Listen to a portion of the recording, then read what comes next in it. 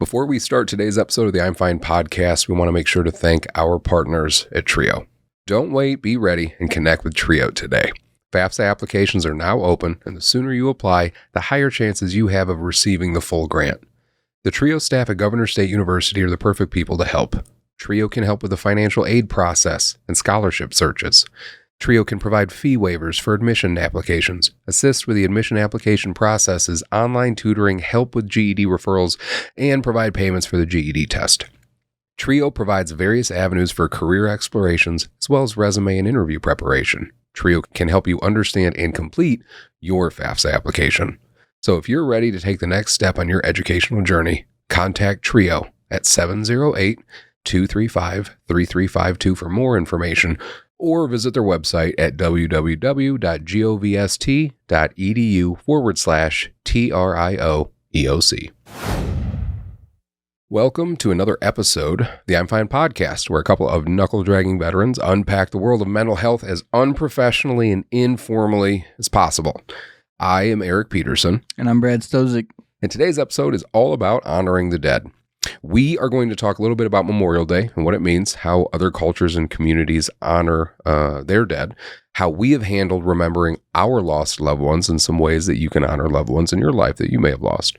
So sit back, relax, and enjoy the journey as we do our best to take you from being freaked out, insecure, neurotic, and emotional to truly being fine about honoring the dead. Welcome to the I'm F.I.N.E. podcast with your freaked out, insecure, neurotic, and emotional hosts, Eric Peterson and Brad Stozick. Late night episode, after midnight episode, the I'm F.I.N.E. podcast, where Brad just does his Japanese woman impressions. Oh, Hokkaido! I was trying to go sexy with it, but it didn't start out sexy. It started like I had a cold.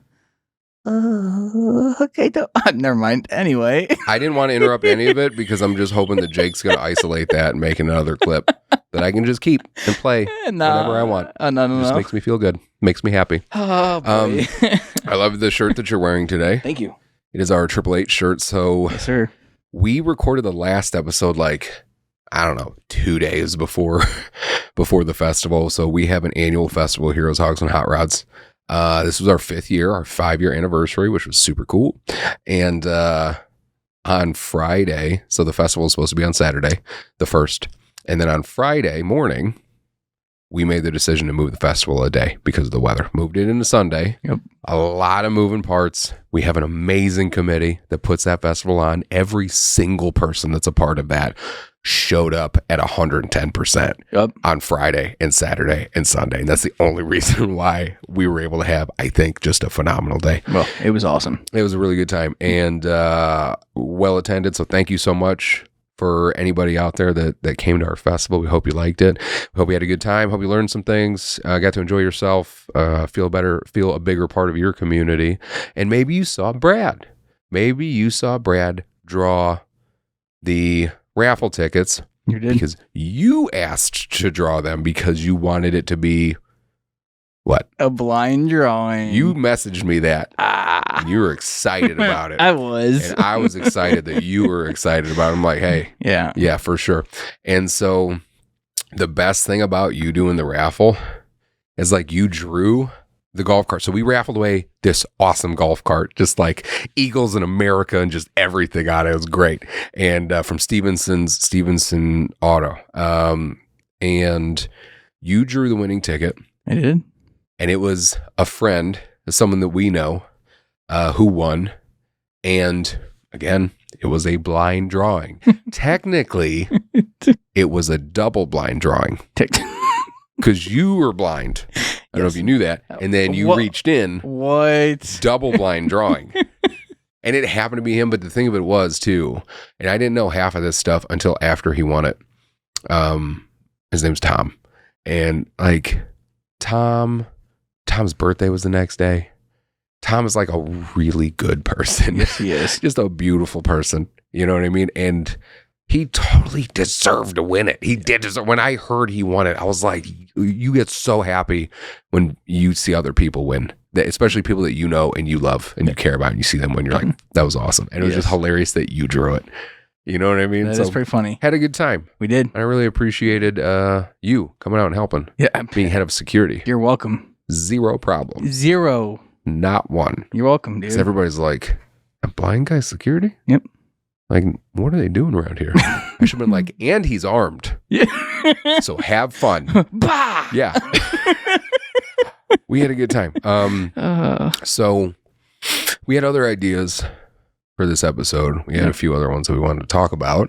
What sucked for me and a lot of other people, but that one thing that I dealt with. So we had the festival on Sunday, and on Monday morning, so the next day, I'm still in a haze, because after the festival every year, dude, my brain is like mashed potatoes for like a week afterwards, because it was like a lot of work, a lot of things went into it, and it's like the accordion effect. Like you just feel like you were doing so much, and now all of a sudden your brain just needs to like get back to baseline. Yep. So it was Monday morning, right afterwards, I'm riding the adrenaline high of how just awesome of a day it was. I just loved everything about it. I was so happy, so thankful. I had a great day.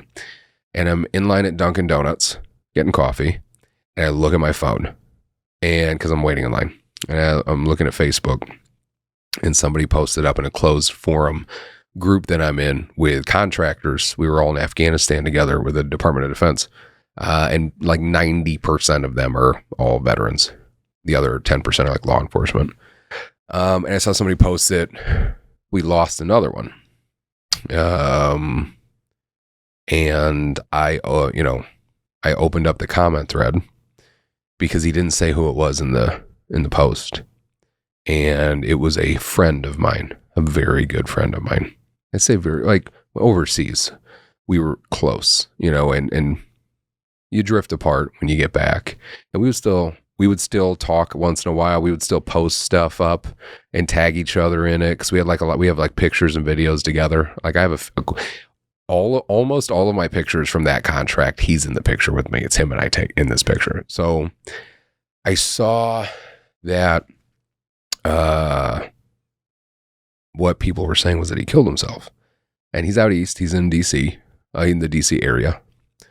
Works for the State Department. I believe he was working for the State Department at the time. He was a firearms instructor, and he was so good at his job. Such a professional with everything that he did, in such like a beautiful, like respectable way.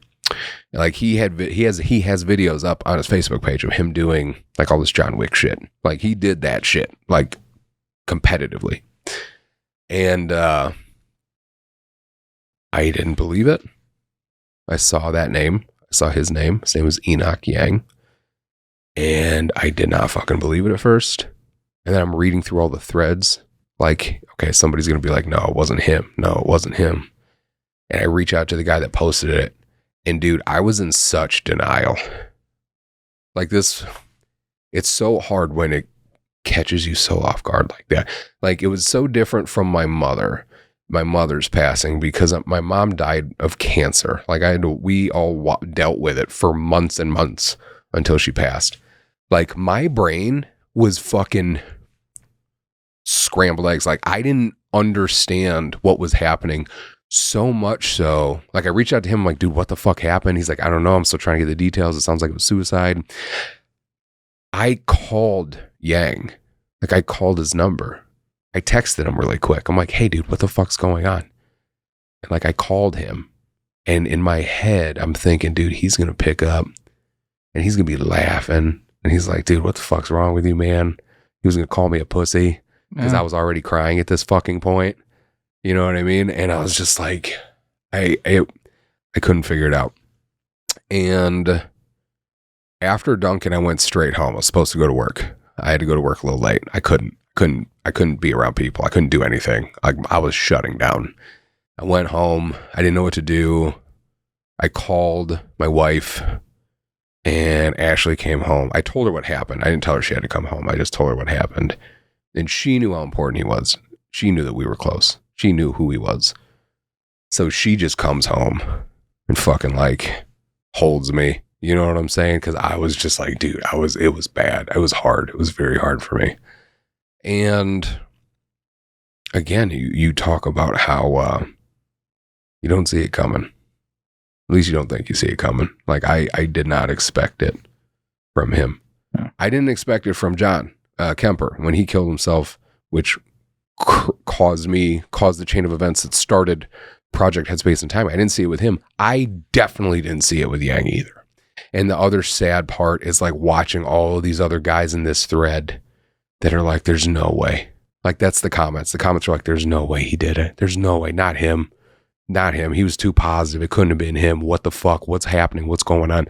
Like you're seeing everyone else's pain too at the same time. And you're just like, oh man. Yeah. It was really fucking hard. I'm very sorry. Thank you. I'm very sorry. Thank you. And dude, and like the juxtaposition of like amazing festival, bringing veterans together with their communities. You know, I've had a lot of help over the years. Oh, so much help that I'm eternally grateful for. But I was able to start the process that led to some of these things with that help, right? But I did all that because a friend of mine killed himself, a veteran, a teammate, and I want veterans to in the veteran community to understand that they're not alone. I want people in general to understand that they're not alone, but especially the veteran community because that's the one that I deal with and that's the one I'm most familiar with. And then to have another friend, veteran, teammate, take his life, then like, and the post was from a few hours before. It was from while we were at the festival. I didn't read it because I was at the fucking festival. So I'm like, while we're doing this fucking festival, this was also happening. Like I understand 22 veterans a day. Like I understand that veterans at any point in time, unfortunately, somebody's most likely taking their life and it's a good chance it's a veteran. But I just had such a hard time wrapping my mind around that, understanding it. And I was just like, I did not feel very good at all. And then word came through that it was possibility that wasn't a suicide. It was not. So I was like, okay, you know, I don't know why he'd have any medical issues. He was in such good shape, but I'm sure something could have happened. And then I found out when the funeral was, and it was in Virginia. So it was like over a 12-hour drive. And, you know, I talked to my wife about it.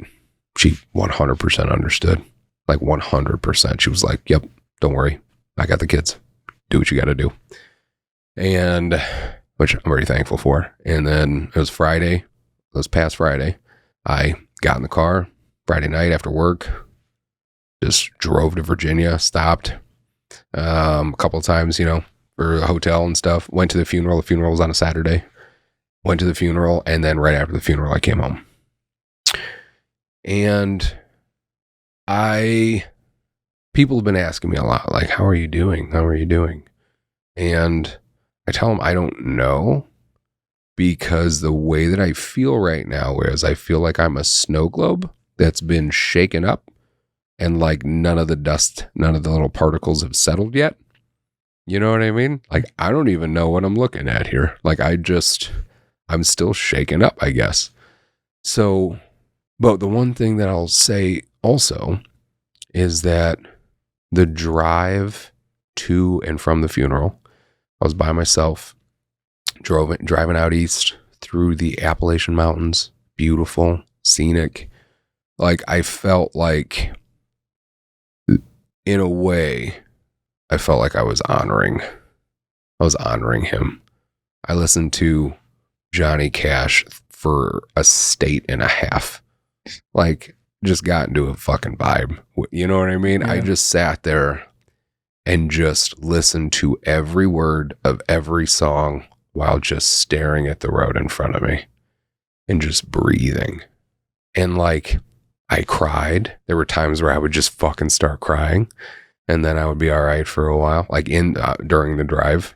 And then same thing on the way back. But I felt like it was good for me, you know? And this is right after Memorial Day. Yeah. Like I think we recorded that one episode right after Memorial Day. I can't remember. And so I just couldn't help but think about, you know, how we honor the dead, how we honor those that we've lost.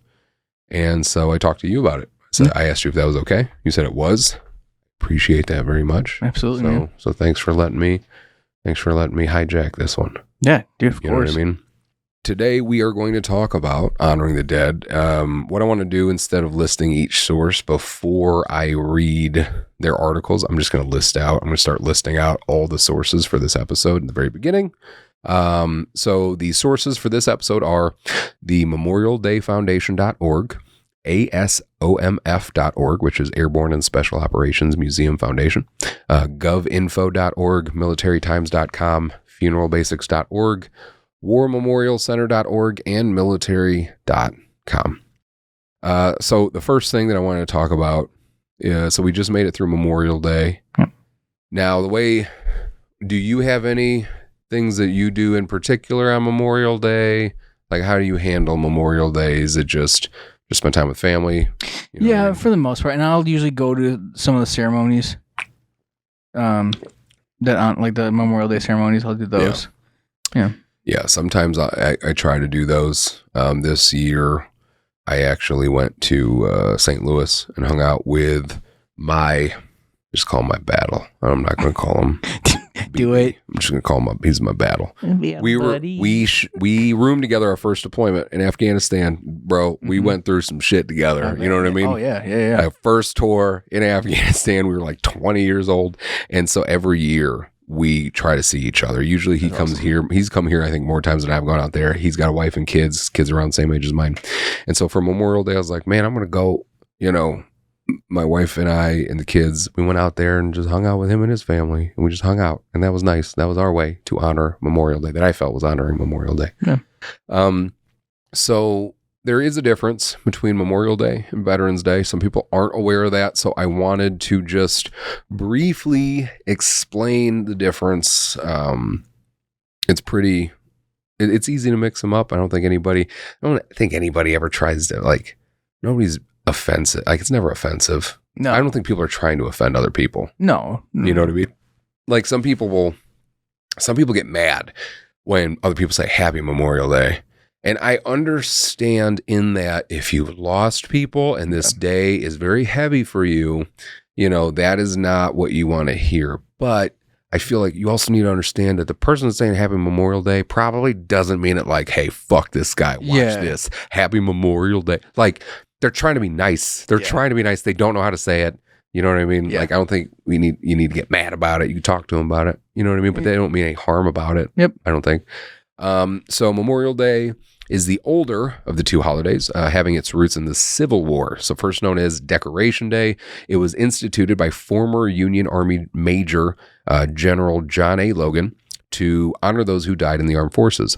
Logan, later becoming a U.S. Senator from Illinois, designated May 30th, 1868, for the purpose of strewing with flowers or otherwise decorating the graves of comrades who died in defense of their country. And conduct special services at circumstances that were permitted. He also asked that the nation renew its pledge to assist the soldiers and sailors' widows and orphans. The general said he inaugurated the observance with the hope it will be kept up from year to year, while a survivor of the war remains to honor the memory of his departed comrades. Originally honored only those lost fighting the Civil War, but this changed after World War I, and the holiday evolved to commemorate the American military personnel who died in all wars, including World War II, Vietnam, Korea, the wars in Iraq and Afghanistan. But in 1868, Congress passed the Uniform Monday Holiday Act, because initially it was on May 30th. It was always on May 30th. So 30th is when it was. And then Congress said in 1968, the Uniform Monday Holiday Act established Memorial Day as the last Monday in May in order to create a 3-day weekend for federal employees. I'm like, these lazy motherfuckers. I benefit from it. Sons of bitches. I'm a VSO. Yeah. Thank you. Love it. Yeah. But I'm like, you lazy motherfuckers. Like, Dude, had nothing to do with veterans. You're like, hey, man, 3-day holiday. Like, let's go. Sign me up. Isn't it crazy? Like, I respect Memorial Day. Yeah. It's crazy to think about, though, that they had to start an entire holiday because that many people lost their lives because you said Civil War, correct? Yeah. I mean, America lost more. There was more casualties. Yeah. in the Civil War than in any other war. Yeah. Us versus us. So it's crazy to think about that we started an entire holiday because it was that. So many people. Yeah, and we it was all, that gruesome. And, as a collective society, we needed to grieve together. yeah. Yeah. Because it was like, there was families were torn apart. You know what I'm saying? Oh my It God. was, dude, I couldn't imagine. No. Nor could I imagine World War One. No. Again, like trench warfare, all that other shit. Like, Nope. no, dude, that's some other shit. Like, I don't understand that. But yeah, it's very sad. It's also interesting, again, in that group way. Like, we came together as a society. We all went through something so difficult and traumatic. We were like, hey, we can all agree we need to do something about this, right? And everybody's like, yeah, we should do something about this. That is Memorial Day, right? So you're honoring those that we lost in war, those that died. Now, Veterans Day, for all vets like us, yay! Formerly known as Armistice Day, or as what I call Free Chicken Penne Pasta Day at Applebee's, was originally set as a U.S. legal holiday to honor the end of World War I, which officially took place on November 11th, 1918.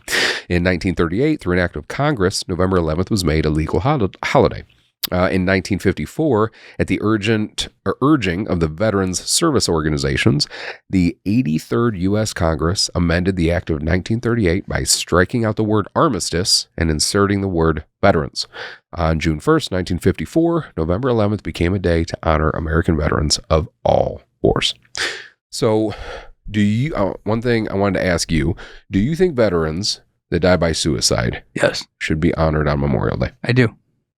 I agree. I do. Why do you think that? Because they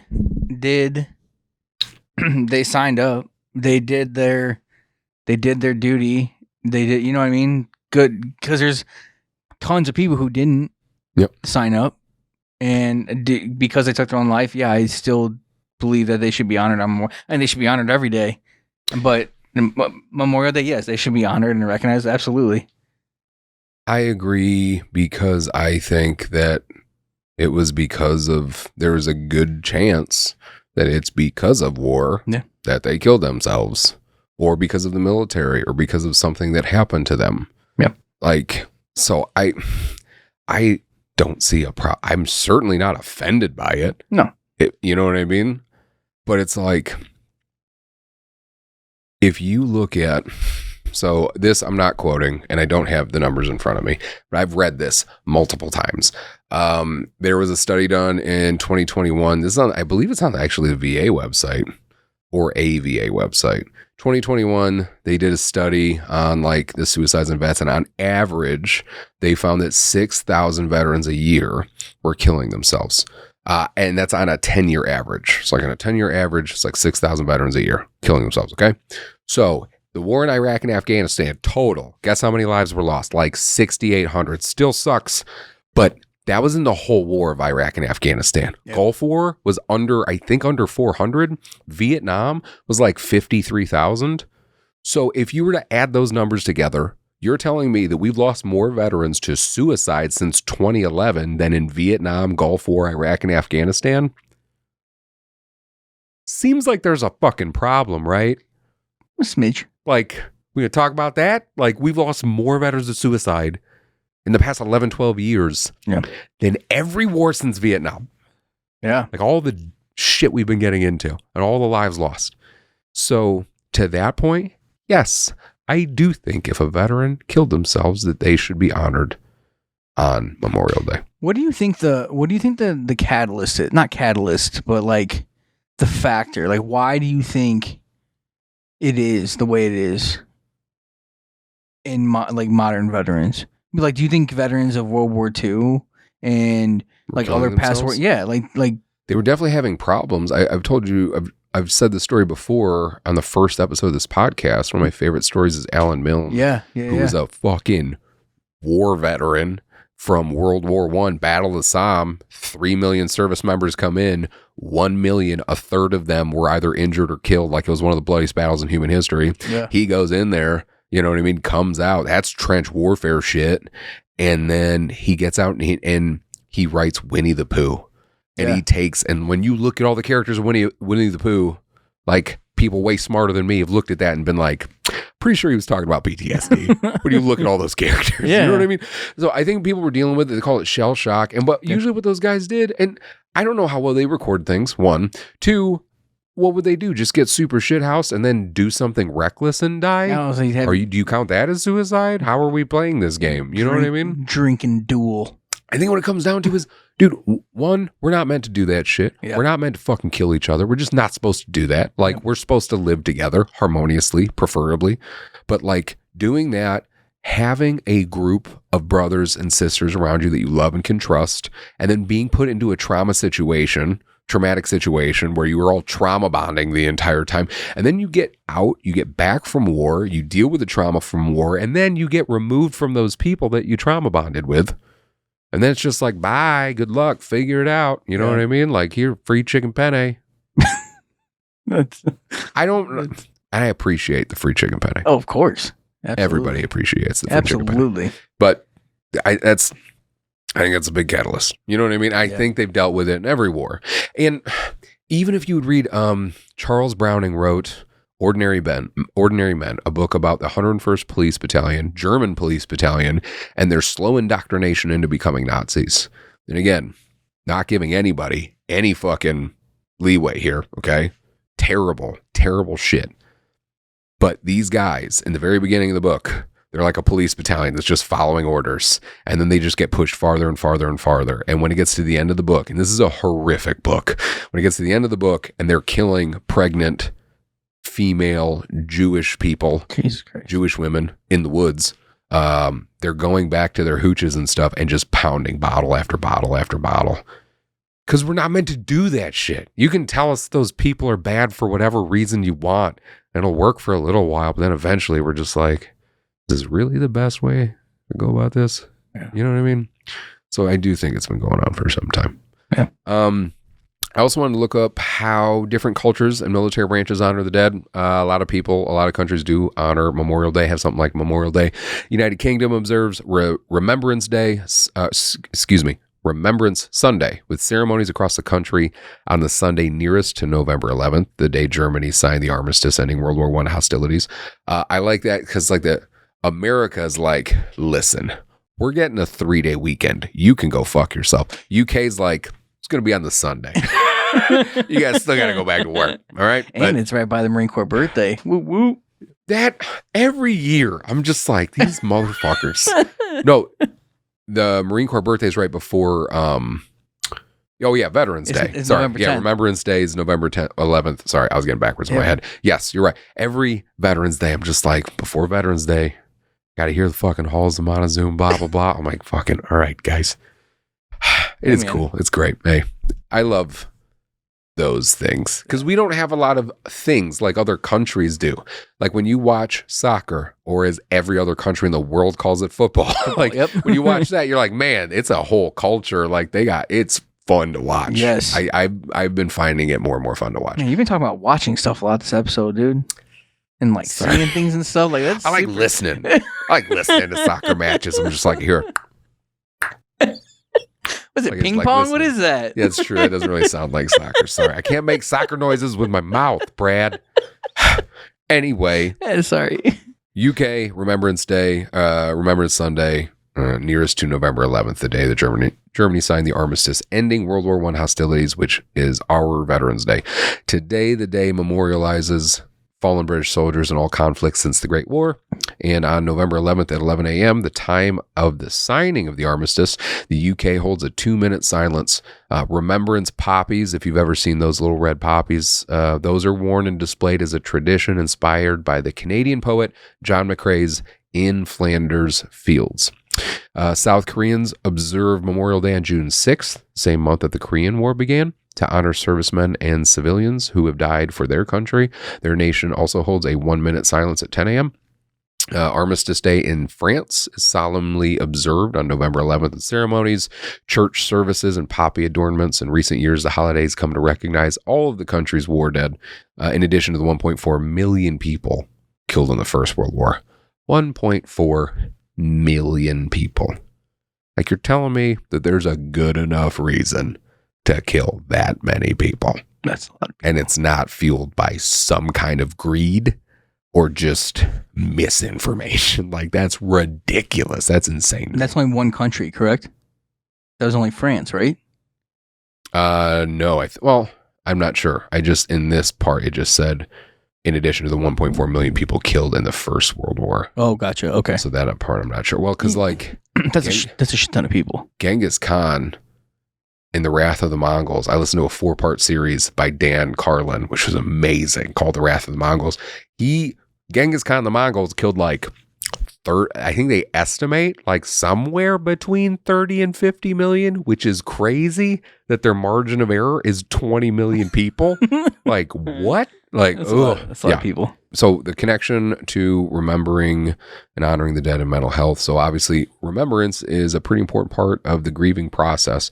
It's important to understand that during times of grief, our memories help us process loss. Remembrance allows us to recall and reflect on our favorite memories, reminisce about a loved one's quirks, the good times that you had with them. And then when remembrance is paired with gratitude, we look beyond the pain of right now and focus on the good things in life, both the cherished moments of yesterday, the coming memories of tomorrow. Remembrance and gratitude help us heal.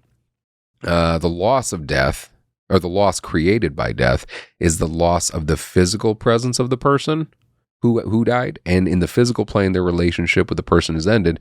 And so you grieve, but on the emotional and spiritual planes, their relationship with the person who died continues, because you'll always have a relationship with that memory. I really like that. Yep. Because it's true. Like, when you lose somebody physically, obviously they are gone. But the emotional and spiritual relationship does not have to end. No. You can't have conversations with that person, but you get to have memories. You get to have dreams. You still get to think about those people. And it's affecting the things that you're doing. If you're doing something because of the memory of one of your loved ones, well, if you're not doing it on your own accord, you're doing it for them. That's how you're keeping them alive. That's how you're keeping their spirit alive. You're still keeping those relationships going, which is beautiful and important. Things like good memories, dreams reflecting the significance of that relationship, and objects that link you to the person who died are examples of some of the things that give testimony to a different form of continued relationship. Like we talked about before, when I was got into an argument with my wife, and I went outside in the garage, and a little hummingbird flew into the garage and then left in that moment. And that's something too that you have to be attuned to, I think, when you lose somebody. And again, like, I'm agnostic, nothing against any religion. I'm just not sure where I fit. But like, I believe in something.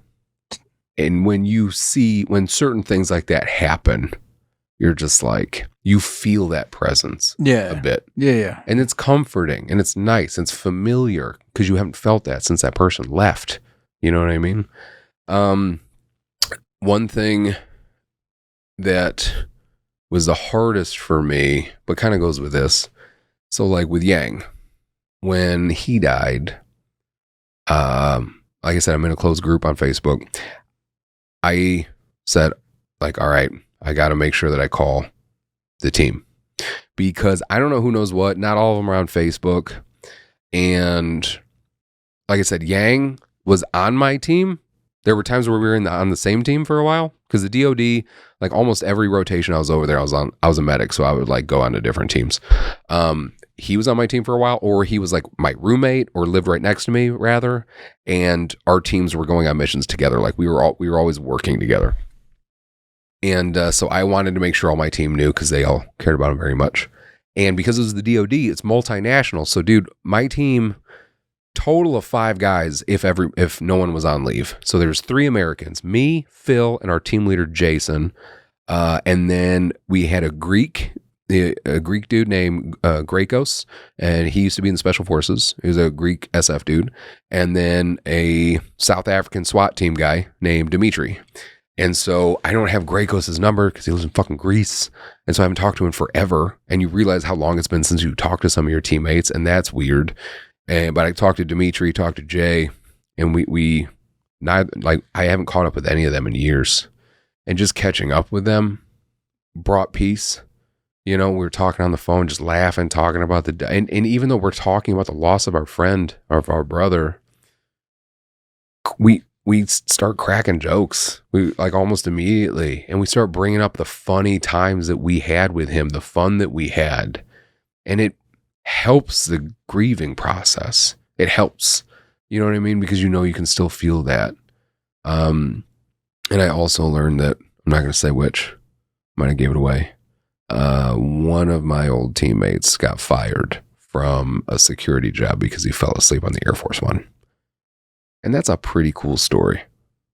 To fall asleep on the Air Force One, and that's how you got fucking fired. That's pretty sweet. And if you would know him, you would be like, I can totally see that. Like,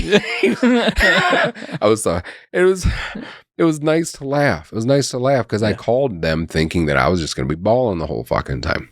You know what I mean? So doing those things is hard, but when you can remember the one that you lost and the good times that you had with them and talk about them, like, it can definitely help.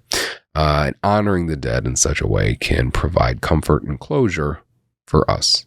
And closure, let's read the word closure. I don't like the word closure when it comes to death because I'm like, yeah, I don't know. It's acceptance, but I don't know about closure. Closure feels like you're done with it. Like once you've moved on, that's it. You moved on. Maybe I'm just not at that stage yet. Maybe I'm just not there yet. I don't feel like I have any closure with anybody, like with my mom. You know what I mean? Like, how do you feel like, okay, I'm done.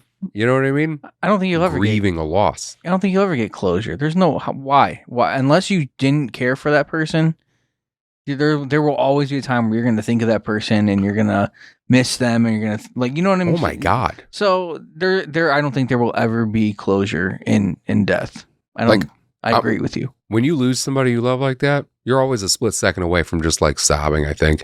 Yeah. You know what I mean? Like you come across, like I've gone through my voicemails, came across one from my mom. That'll fuck your whole day up. Like, yes. You know what I mean? Yes. You come across that and you're like, yes. Or like Facebook memories, Snapchat, you hear their voice and just something inside of you just like freezes. Yep.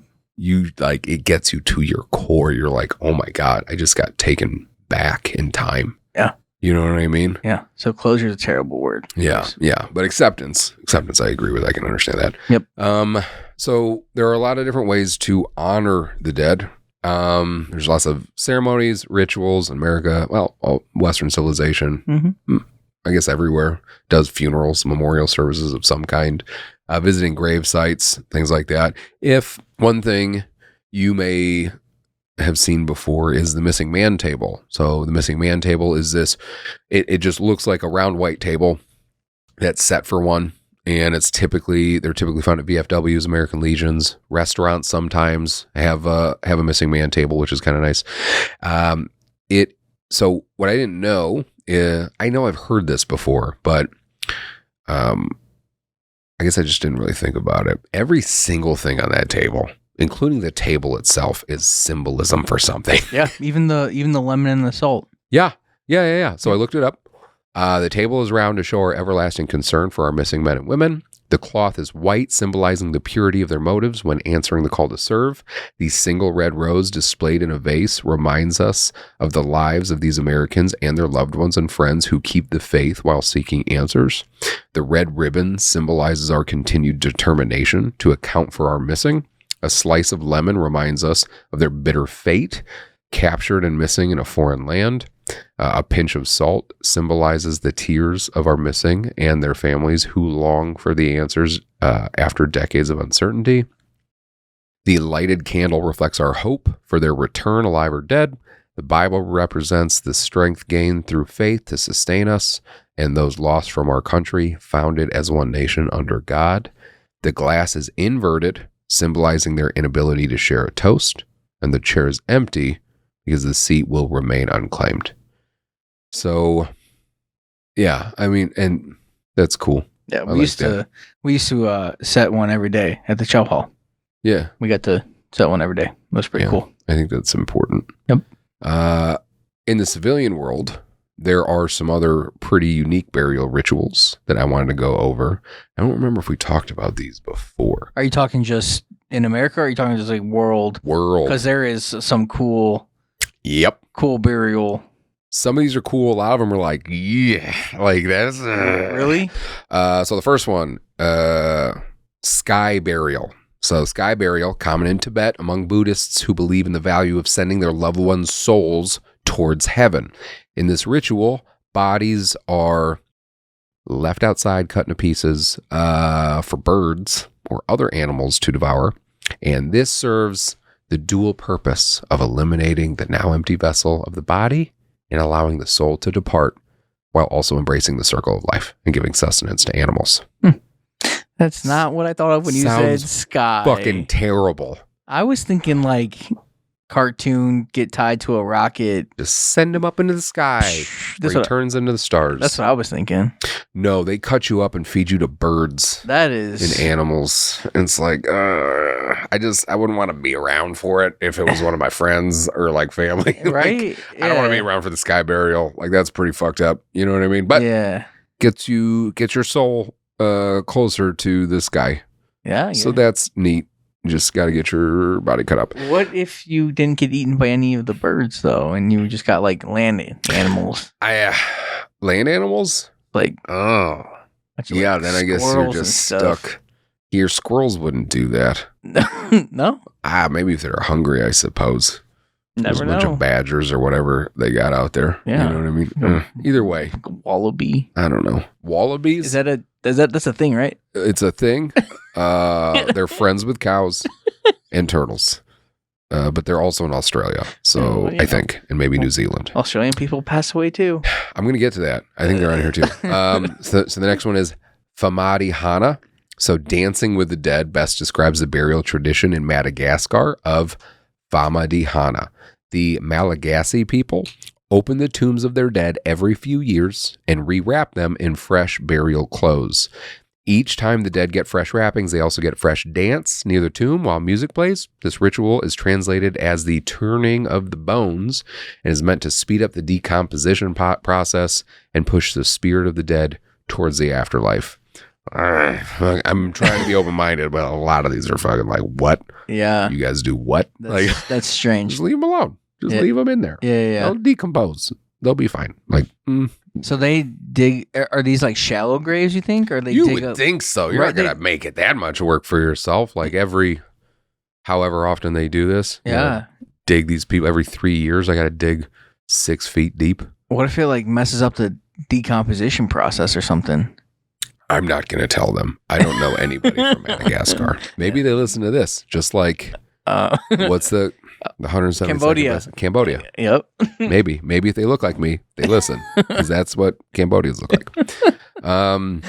Water burials. So many cultures, especially in Nordic countries, have embraced water in their rituals of choice for the dead, from laying coffins atop cliffs faced towards the water to actually using the water as a burial ground. Some set bodies adrift in death ships, either along a river or sent out into the ocean, giving the bodies back to the gods or places most valued by people of that area. You've seen that a lot. I think one of the cool things I would like is like when I die, is it put me on like the boat, dude. That's what, and then send me out, and then the flame arrow. I was just gonna say that, bro. Dude. I would go. I would love like, that. If I'm gonna go, like if I'm dead, send me out like a Viking. That'd be badass. Put coins on my eyes and fucking whole nine. Yes, go for it. Put me in bear skins. I just wouldn't want to be. I think it was Game of Thrones, maybe, or was it Vikings? Where like the first few guys couldn't hit the boat, and the boat was just going, and then the other dude's like fucking amateurs gets up there. I think that was Game of Thrones, because I know what you're talking about. Yeah, because that's a lot of pressure. If you're the guy with the arrow, you're like, fuck, this body's like... I just enlisted yesterday. What the fuck? Like, this is my first job, is like fire arrow guy for dead people. To the king. That would be a lot. It's a lot of pressure that I don't want to deal with. Absolutely. Next one, the parade. So celebrating the life of the deceased can take many forms. A tradition from Varanasi, India, involves parading the dead through the streets. The body is dressed in colors that highlight the virtues of the deceased, red for purity, yellow for knowledge, for example, in an effort to encourage souls to reach salvation, ending the cycle of reincarnation. The bodies are sprinkled with water from the Ganges River and then cremated at the town's main cremation grounds. They dance through the streets with you, like a Weekend at Bernie's situation, which is fine. Some of these are just strange. That's not as bad as cutting them up and fucking throwing them at the birds. No, you know what I mean? Are you getting to the one where they have dinner? I don't know what country, but where they have dinner with the deceased one last time? Dude, I think that's the Philippines. I'm going to get to that. Oh. The Philippines has a whole bunch of them. So proceed. No. So this next one, this is a bad one, I think. Yeah. It's called the Tower of Silence. So one tradition, and it's a Zoroastrian, I think I'm saying that right, Zoroastrian tradition, requires vultures to keep its ancient burial ritual alive. In that tradition, a dead body is believed to defile everything it touches, including the ground and fire. That's how gross you are. Like, you even defile fire and the ground. Disgusting. These Zoroastrian people don't fuck around. And raising a corpse to the sky for vultures to devour was historically the only option. What's better is that a bull's urine is used to clean the body before tools, which are later destroyed, are used to cut off your clothing. The corpse is then placed atop of a tower of silence, out of the way of the living who could be tainted by your gross dead body. So they, just to recap that one, tower of silence, cut all your clothes off, rub you in bull's piss, send you up into the sky for vultures to eat you, like put you on a tower, and just let vultures eat you. How could families be like, you know what? I'm okay with that. It's like, all right, kids, let's do it. Get your shoes. We're gonna go watch your dad get eaten by vultures. Yeah. Pop's gonna go to the Tower of Silence. Okay. Like what? I don't like that. But I guess if that's your belief system, right? Like you believe that you're. But God forbid you're the bull piss guy. Like that's your job.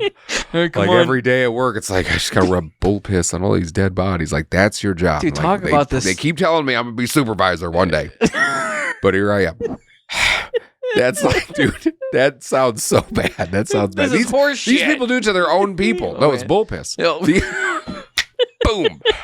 Gotcha. Like that sounds like something you do to your enemy. Like we captured them. We're gonna kill them, rub them in bull's piss, and then send them up to let vultures eat them. Like, no, they did this to their people. How do you come up with? Maybe they figured it out. What if we get to the other side and they're like, did you not rub these guys down with bull's urine? You guys just put them in a box? Wait, you guys are not welcome here. Get the fuck out. That's not how you get in here. You don't even smell like bull piss. Dude, that would be hilarious. Just like, get to the pearly gates. Just like, billions, like everybody that's ever been, we're all standing outside because they won't let us in because we're not covered in bull urine. We're like, son of a bitch. But you can like hear the music. Those Zoroastrian guys are all inside having a party. They're like, you guys didn't know. We tried to tell you. You guys looked at us like we're weird. So yeah, that's the Tower of Silence. The next one is Ashes to Deathbeds. Oh my so that's nice. While countless burial traditions around the world include cremation, South Koreans have taken it a little step further by turning the ashes of the deceased into beads. Oh, sorry. It's ashes to death beads. No. Not beds. Ashes to deathbeds. Ashes to death beads. Okay, that makes a little bit more sense. They take the ashes, make them into beads. These beads have a bit of shine to them and come in an array of colors from pink to black to turquoise. Placed inside glass vases or even open in dishes, these beads can then take center stage inside a home, a more decorative choice than a conventional urn, which I agree. In a country where space is at a premium and cremation is becoming the only realistic choice for burying the dead, getting something beautiful out of the process gives a loved one a new tradition to embrace, an heirloom to treasure. And like, we have my mom's ashes, and my wife talked to me about how she was going to she knew of a business that could make like a piece of jewelry out of some of them. Yep. And then give that to each of our daughters. Yep. And I don't know. I think that's beautiful. Like I like that. I like those types of things, I think. Yeah. I think that's a nice way to honor somebody. I feel like it's hard with ashes though. Like that's super cool. But like, so I spread a little bit of my dad's ashes by the Baseball Hall of Fame, and then I wear like a necklace every day that's got a little bit of his ashes in there. But it's like I just have a bag of my dad's ashes. I'm like, what do I do with this? Yeah, like, I can't throw it away. Like they don't talk about that. You're like, yeah. You got to do something with it. I mean, you put it in an urn is what you're supposed to do. You just put it in an urn, keep the urn. That's also sort of weird. I feel like you're just like, there's my dead family member in that jar, that expensive jar. Yeah. You know what I mean? Whereas like, I like spreading the ashes. Yeah. I think that's nice. It's a little, unhygienic, which makes it funny to me a little bit. Breathe it in, suckers. I told my wife, if you cremate me, just do it at the top of a roller coaster. Just be like, ha! So I get one last, one last little joke. I want to be turned into a coral reef. So I saw the one where you can be buried and like turn into like you grow, or a tree grows around you, or you grow into a tree or something like that. Yeah. I've heard of the coral reef one. Yeah. And you know what? Yeah. For everything we've done to this earth, least we can do is be like, all right, when I'm done, here you go. Nah. You get what's left. Sorry about all the issues with it. I don't know. Maybe I can inspire a new Finding Nemo movie. Cause like, that would be a fucked up Finding Nemo movie. That coral reef looks kind of blind. That coral reef looks kind of blind. I don't know. Like your dead body still has your sunglasses and your walking stick, and then like coral growing on you. Yep. That sounds like the worst Finding Nemo sequel ever. That's going to be if Sony takes over. It's in the title, Nemo. bro. Finding Nemo. It has nothing to do with dead blind people that have coral growing on it, Brad. I don't think that fits in there at all, buddy. I'd watch the movie. You would you? I'm just kidding. I've gotten a couple in. That's usually happy. That doesn't usually happen. The last one, so other traditions, other burial rituals comes from my people, Filipinos, or as we like to say, the Filipinos. So they have so many different burial rituals to choose.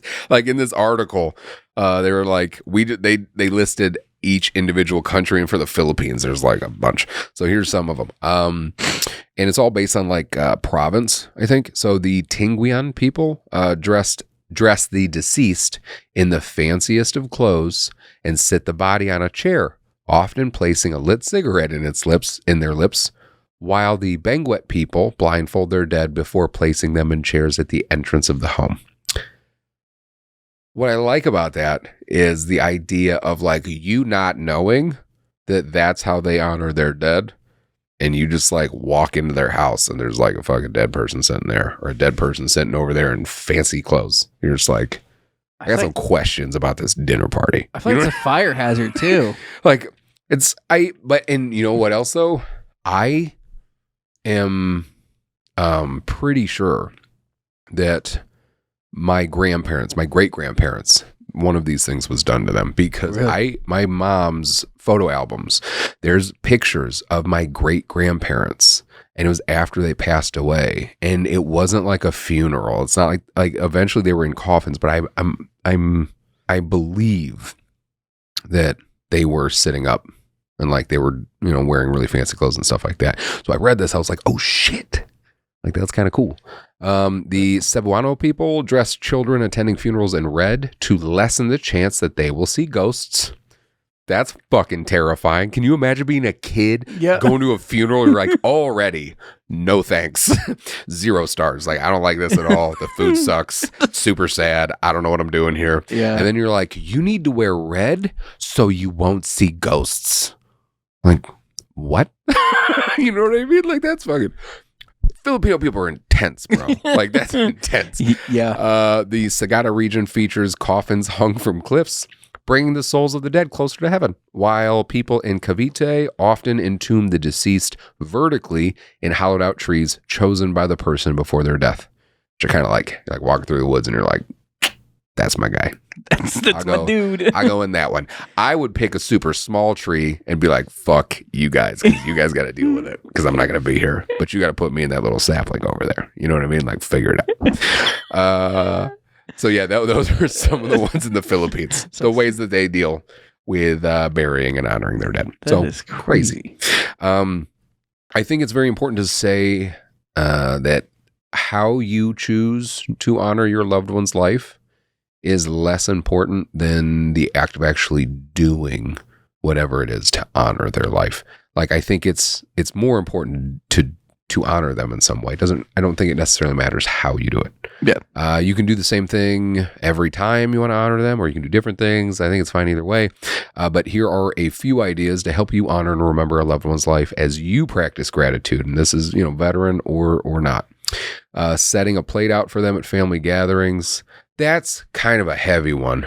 Yeah, that one. It's heavy. I feel like that's got to be like years down the road. That reminds me, so I was in Afghanistan, and the first time we lost, so our company was very lucky. We didn't lose anybody until after, unfortunately. But one of our sister company, I think it was Bravo. It was Bravo or Delta. They hit, one of their convoys hit an IED, and it killed everybody inside.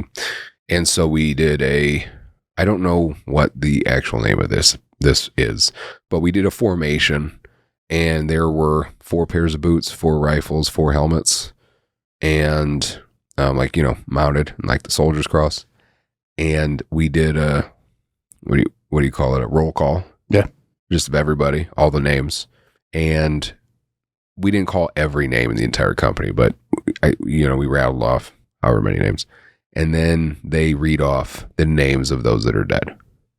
And they read the name like 3 times, I believe.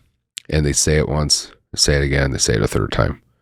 And that is a way that they honor the dead overseas in the military. That's what I saw. Yeah. And that's fucking heavy too, because you're on a fob in the middle of the country that they died in this war that you're in for some reason. And you're standing with all these other guys in formation, honoring these guys that died, that are not here anymore. And some guys are emotional. Some guys are having a really hard time. And I remember that pretty vividly. So it's like a similar thing, setting the soldier's cross out there. Sure. You know what I mean?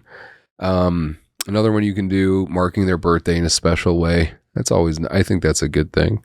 Hosting a dinner in their honor, asking guests to share stories, just being around other people that lost somebody and asking them to share stories is such, I've said this before, and I mean this one sincerely. The Viking thing would be cool, but yeah. I really mean this.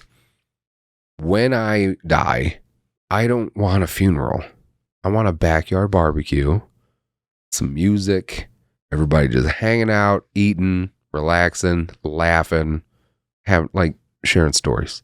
I went to a funeral like that once, or wake, whatever you want to call it, for a friend of mine that went to high school. Her father passed away, and that was what they had for him. That's what he wanted. It was a backyard barbecue at his house, his wife's house, and it was a really good feeling for what it was, being a funeral. Yeah. You know what I mean? We were all there, and that's what everybody was doing. We were sharing stories and laughing. I think that's the going trend now. Yeah? I think so. Because we did that for my dad. We did a celebration of life party at one of the bars in town that he hung out at. Yeah. And we drank Busch Light. Yeah. All day, because that was his favorite beer. So we just drank Busch Light. We just got together. We shared stories. We listened to Leonard Skinner because that's who we liked. Dude, and that's cool. I mean, we cried if we wanted to cry. Fuck yeah. But we laughed and we joked and we told stories, and it was fun. I love that. Yeah. I love doing those things that lost person, that lost loved one did or loved, to honor them. There's something cool about that. Yep. I have a few friends that are my best friends since childhood, right? And so, unfortunately, all of us have lost, I think, a parent. Yeah. One of them, this was years ago, his dad passed away.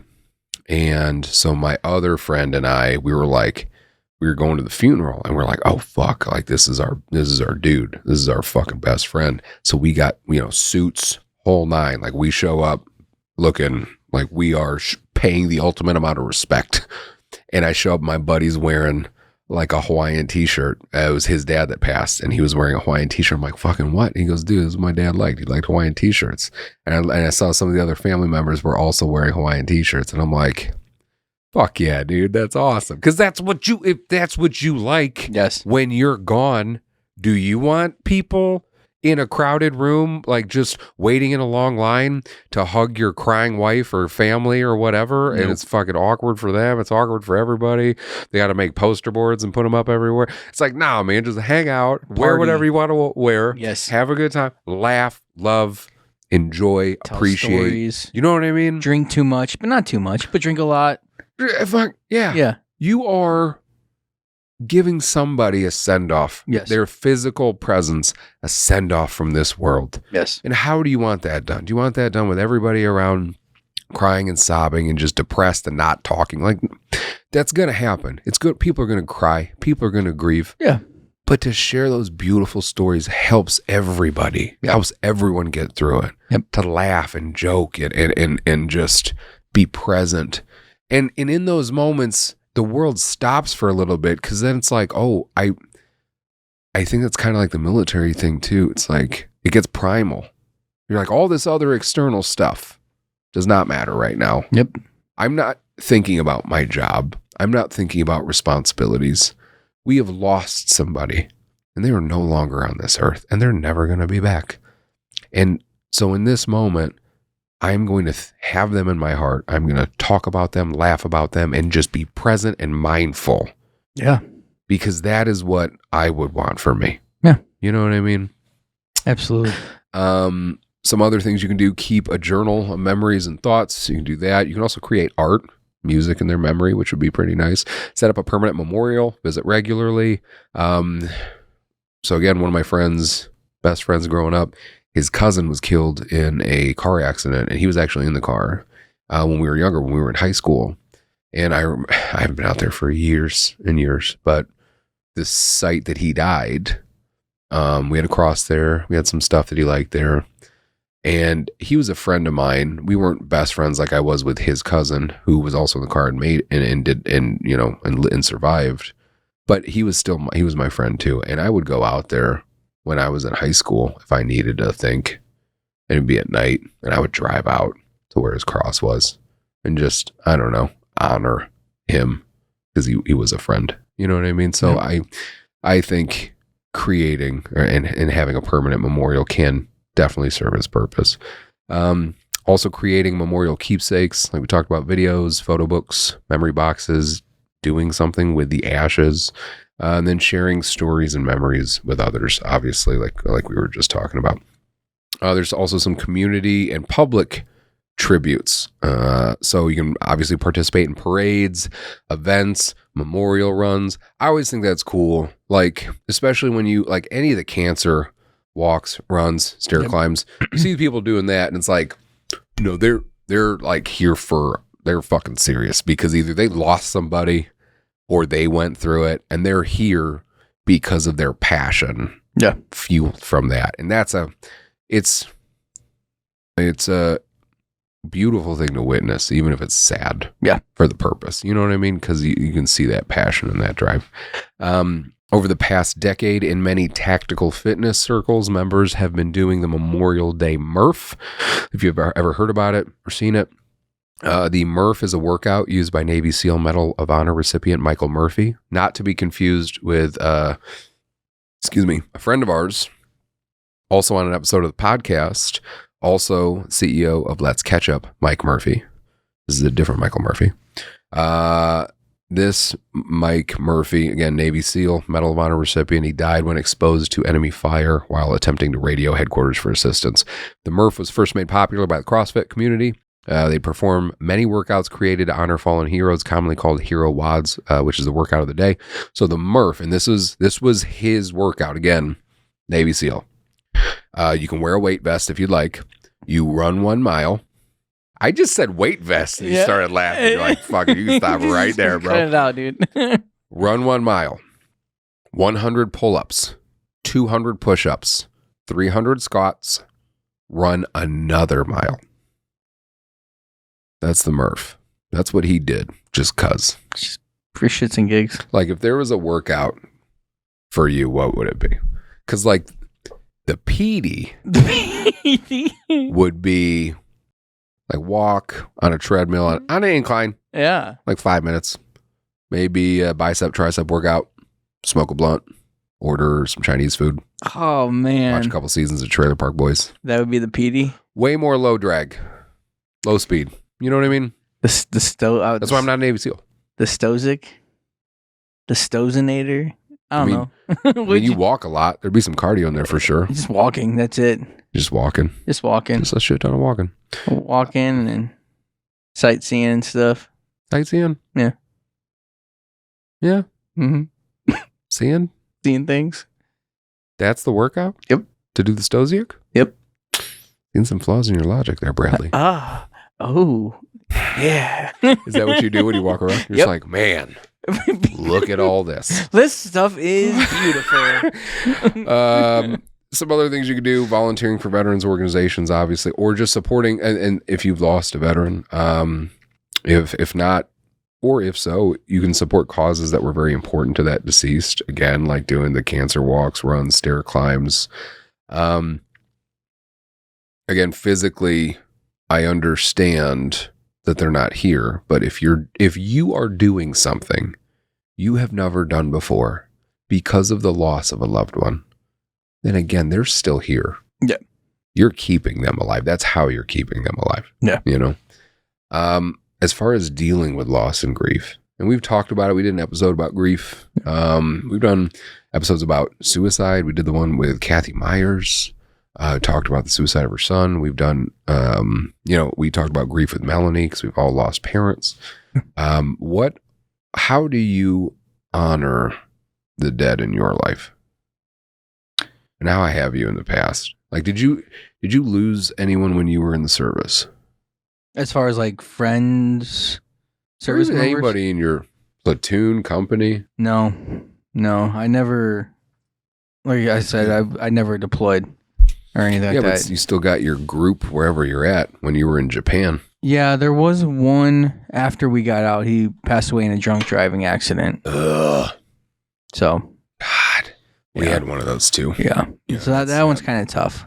Yeah. But I don't know. I haven't really handled death. I don't know if I've done it healthy, like the right way. Like, is there a right way? You know what I mean? Dude, after your dad died, you came over here. We sat in the garage and talked for like 3 hours. Yeah.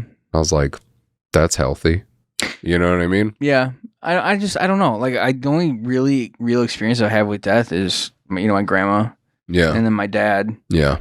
And that's really it. I mean, Bro, that's it. I mean, I don't mean you know it like what that. I mean? Like, that's still significant. Yeah, man. yeah. You know what yeah. I mean? Yeah. I didn't mean like, oh, that's all. Right, like, right. But I just like.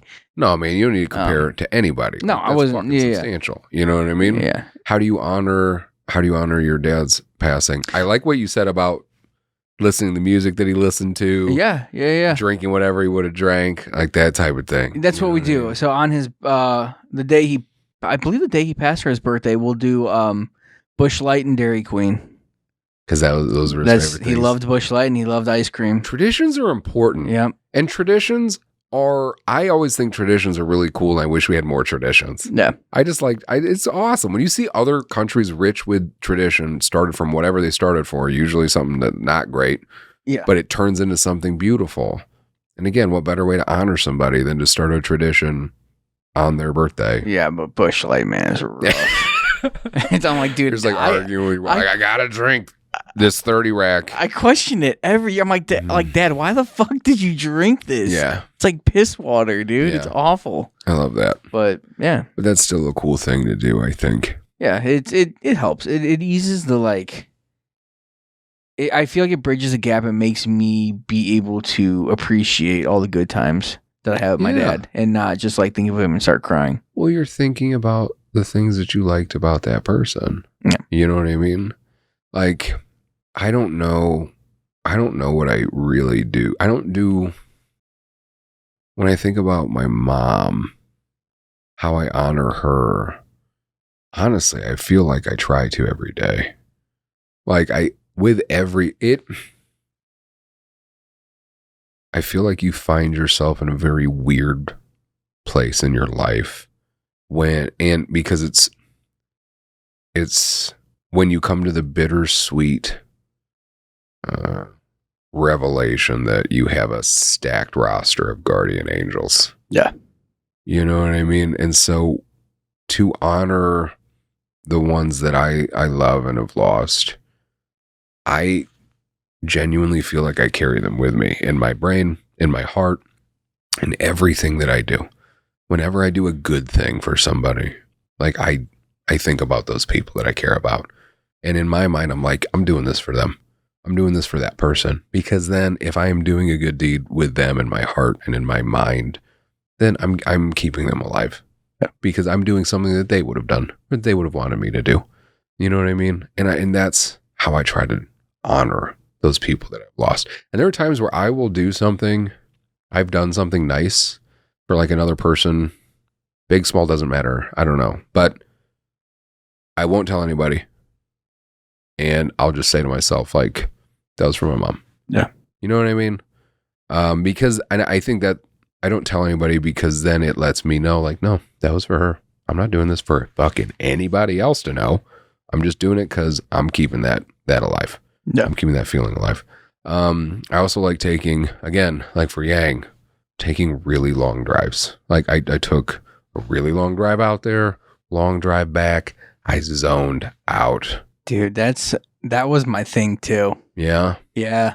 I don't mean to like be all like sappy but yeah, I used to like I'm like a dog, dude. Yeah. If a man's like, you wanna go for a ride? I'm like, yeah, where are we going? Yeah. Like so you're still like that. Yeah, I love car rides, dude. Like what do you love about car rides? Just I don't know, the scenery. The sights. It used to be the sights, but what I think it is with just, I mean, maybe it's just our generation. I don't know. It's like, I don't know what you did when you got your driver's license, but bro, like we would get in the car and just drive. Well, yeah, and it didn't go anywhere. We had nowhere to go. We had no money. We had like $5, which could feed us for days at McDonald's back then. Yeah, I was gonna say, you go to McDonald's. Like, 5 things off the dollar menu. Boom. But like, there is just this comfort that I have driving. Mm-hmm. And like I was a PI for a while, so I was in my vehicle all the time. And it's super comfortable for me. Yep. And like driving is pretty comfortable, even with the back pain. I'll just get out and stretch, every couple hours or hour, but then I'm okay. Or I'll take, ibuprofen or use a lidocaine patch or sit on a cushion. But like, it's very relaxing.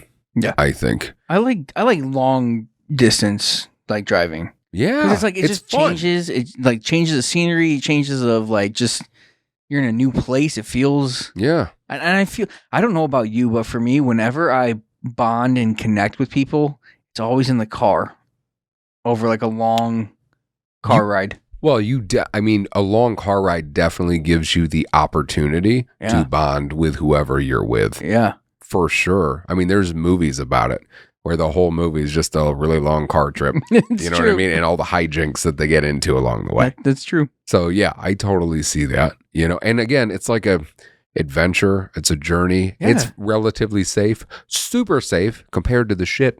Like when you read or listen to, I was listening to a story about the Donner Party, not to be confused with Jeffrey Dahmer, the Donner Party. And it was about a group, not just the Donner family, but like a group of like 80 some people that were going west in the, Oregon Trail days. Like they were trying to make it out west. And it is a horrendous, terrible, like half of them died, like 40 some of them died trying to go out west. Like, and we can do it. Jesus Christ. And it's relatively safe. Yeah, we're like, hey, let's just get in the car and go. Yeah, we're just going to stop at Starbucks. Well, I mean, I can't do it. Well, next time you go on a road trip, dude, just stop at my house and come pick me up. Yeah, dude. I'll go with. Yeah, well, my whole thing too, when I had to do cases or go meet with clients, if they were 8 hours away, because Sioux Falls, South Dakota is like almost on the dot 8 hours from this house. And so, my old house, which is like a few blocks away. And so I would drive from there. I would have a noon meeting. I would leave the house before 4 a.m. I would go there, drive to the meeting, have the meeting, drive home. So I drive like over 16 hours on a day. Yeah, dude. Wouldn't bother me. I would just zone out, listen to podcasts, listen to whatever. And so, especially when I'm dealing with something, like with my mom, I wouldn't so much take long walks or long drives. I would take long walks. Yeah. I like taking long walks, especially at a park. like our state parks, stuff like that.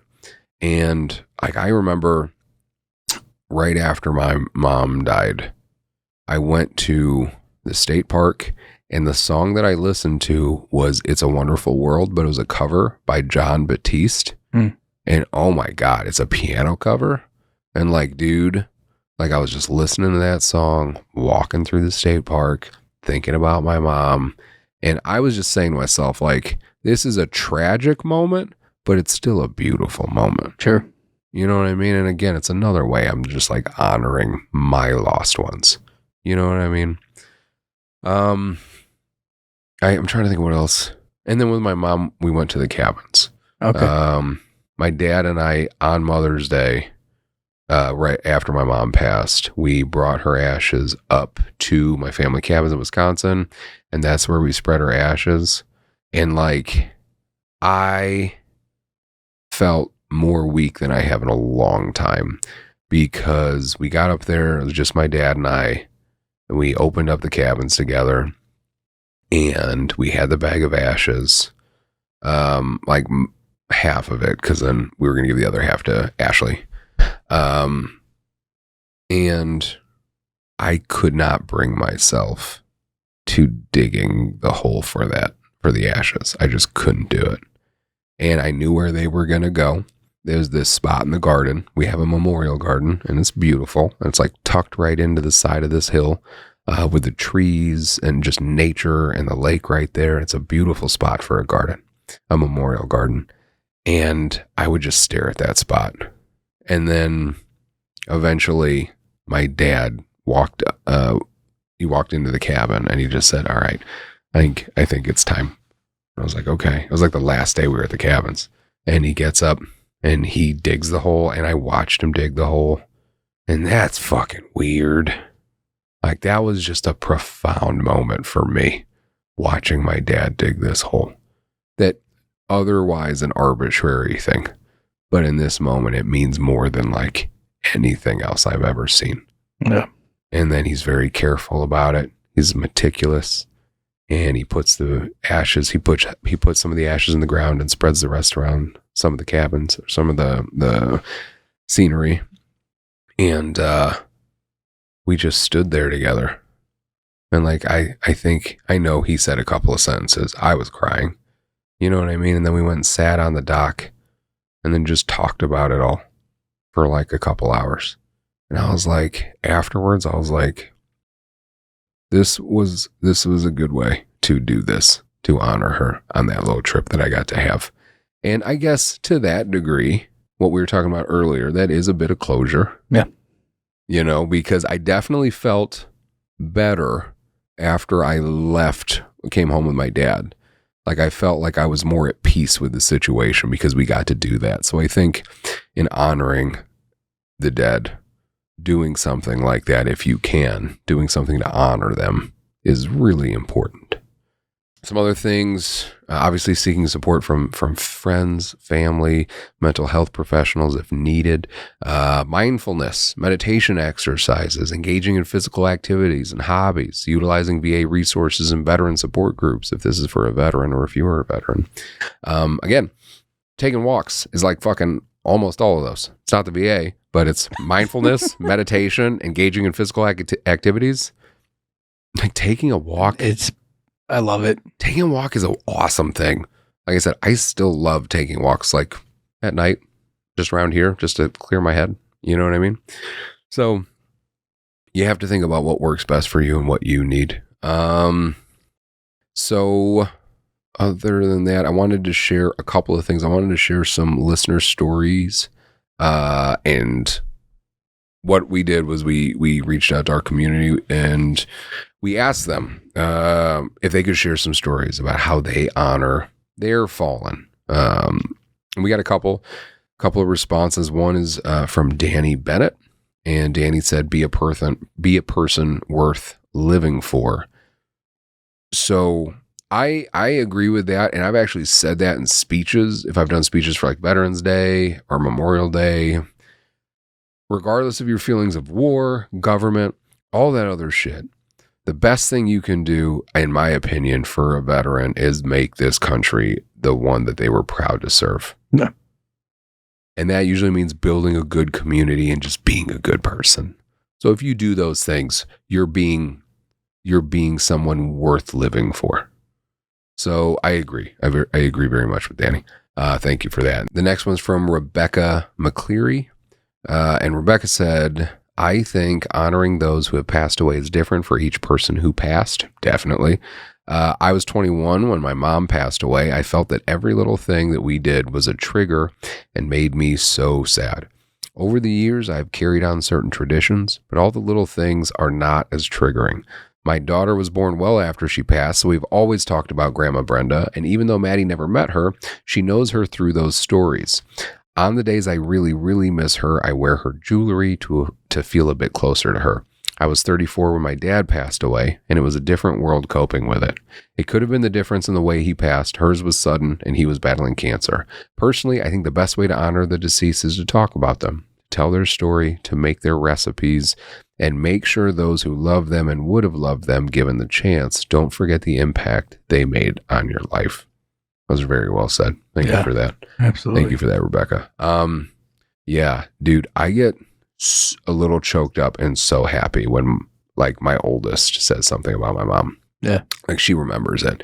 Like she's like, yeah, Lola taught me this. And I'm like, oh, that's awesome. Good. I'm so glad that you remember. And then we'll start talking about it more.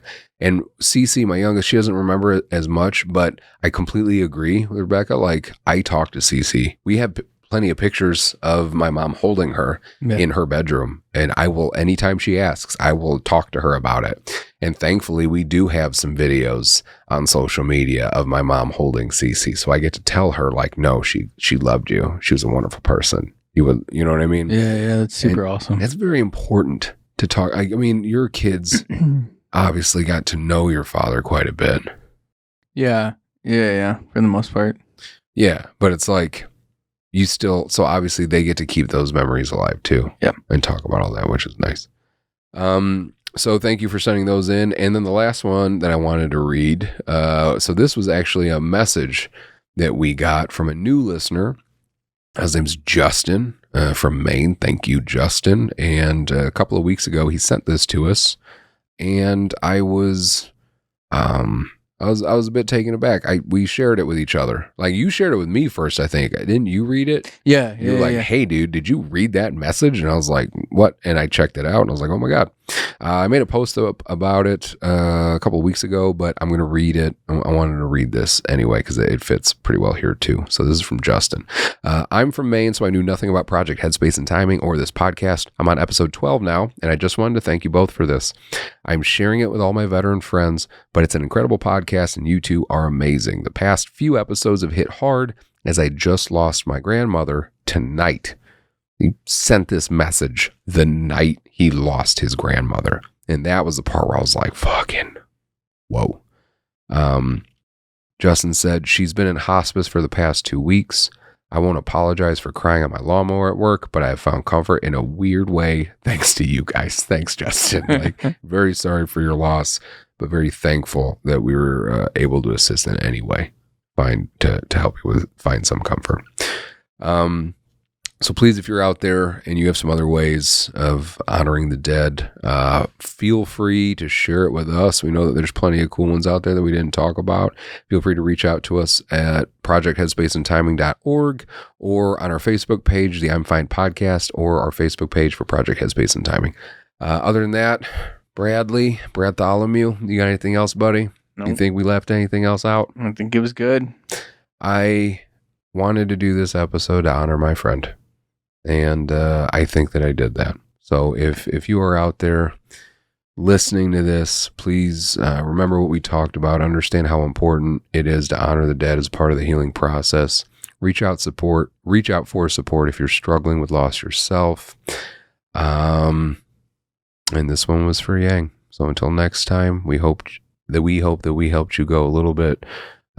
We hope we helped you go from being freaked out, insecure, neurotic, and emotional to hopefully being a little bit more fine. Thanks again for listening.